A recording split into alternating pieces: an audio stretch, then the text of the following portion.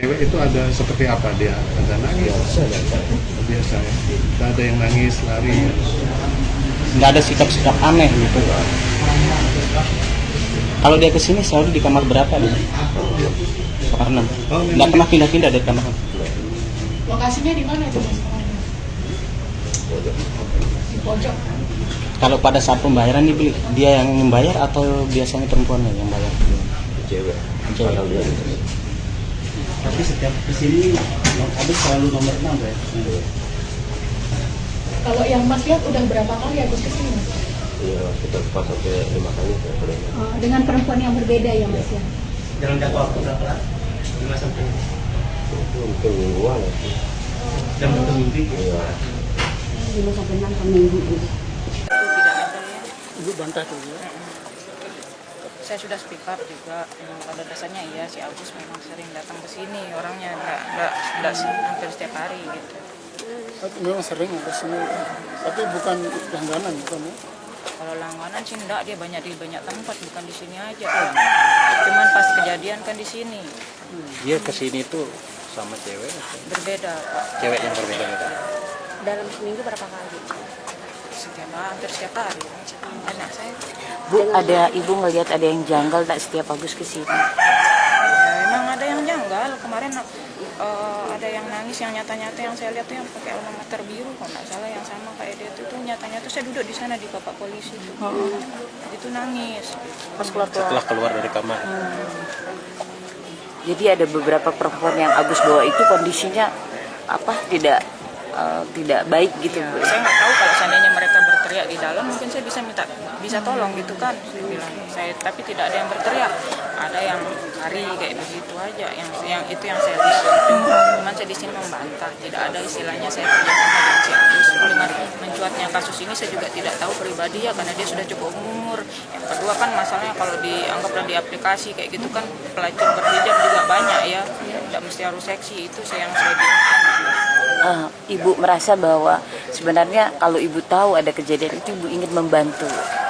Kalau kita tahu mungkin kita bantu, sedangkan korban kan tidak ada speak up. Tidak ada yang lapor, tidak teriak di dalam gitu ya. Apa yang ingin ibu sampaikan dengan kasus ini muncul, kemudian ini juga membawa nama tempat penginapan ibu? Saya sebagai ini ya yang mengelola lah itu di sini tempat ini sebenarnya tempat keluarga gitu ya, tapi kita kelola karena sudah almarhum yang punya gitu mertua saya. Memang di sini saya tegaskan tidak ada kerjasama dengan pihak Agus Buntung, itu saja ya. Kenapa kemarin pengacaranya bertanya kenapa kok saya tidak ditanya? Bagaimana saya mau bertanya sedangkan mereka sudah cukup umur masuk seperti orang pacaran gitu kan, dia tidak ada teriak atau apa gitu. Kalau seandainya diteriak kan sudah bisa sampaikan sebelumnya mungkin saya akan nolong kayak gitu. Itu dalam satu kali sehari itu Agus bisa datang bawa perempuan berapa? Yang waktu pas acara saya waktu itu hari libur kalau nggak salah di sini bisa 2 kali, sama malam itu 1 kali kayaknya 3 kali yang satu. Sehari. Dengan cewek yang berbeda. Itu dia yang bayar. Dia nggak punya tangan kan, pasti yang Dia minta tolong nah nggak sama. tahu sih kalau yang Siapa punya uang. yang punya uang saya pribadi nggak tahu. Tapi yang jelas perempuan yang menyerahkan uang. Enggak, lewat pegawai saya nanti dia ngasih lewat pegawai. Dapat informasi tidak soal apa rekonstruksi, kemudian mereka diinformasikan apa yang terjadi di rekonstruksi nanti. Iya, korban tahu bahwa hari ini ada rekonstruksi memang, tapi mereka tidak hadir ya, korban yang melapor tidak hadir.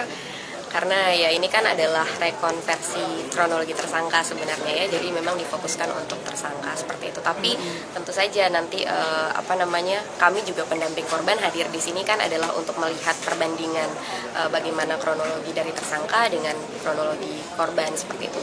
Sehingga yang kami tangkap hari ini pun tentu akan kami komunikasikan juga. Jadi korban mengikuti proses ini. Ya. Korban tahu dengan setiap prosesnya korban terinformasi. Jadi nanti kemudian pendamping dari hasil rekonstruksi ini akan membicarakan lagi dengan korban, Iya. melihat beberapa adegan yang tidak sesuai. Iya.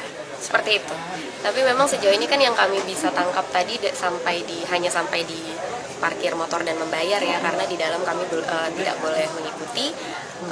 Jadi setidaknya yang kami tangkap dari awal masuk sampai membayar itu, terutama tadi ketika tersangka mengatakan bahwa di perjalanan itu tersangka yang meminta korban untuk membayar sejumlah uang dengan disebutkan nominalnya 50.000, dan kemudian sampai di parkiran pun tersangka juga yang mengatakan langsung bayar, jadi yang meminta korban langsung bayar ya. Jadi sejauh itu memang sesuai dengan kronologi dari korban, bahwa memang korban yang membayar atas perintah dari tersangka. Itu sebenarnya inti dari rekonstruksi hari ini, ada perintah dari tersangka kepada korban.